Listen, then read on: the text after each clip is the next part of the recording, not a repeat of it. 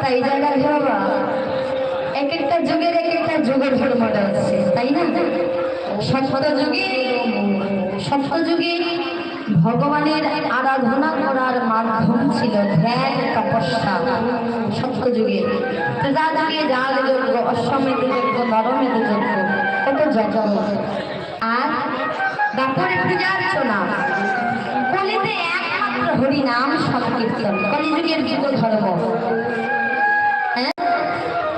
নাম বিনা কলিকালে নাহিয়া ধর্ম যায় না। আসলে সে বাড়ির কথা নয়, নাম বিনা কলিকালে নাহি আর ধর্ম, সর্বপন্থ সার নাম, এই শাস্ত্র মর্ম। তবে একটি সাত্বিক ভাবে, প্রেমাবেশে সাত্বিক ভাবে নাম নিতে হবে।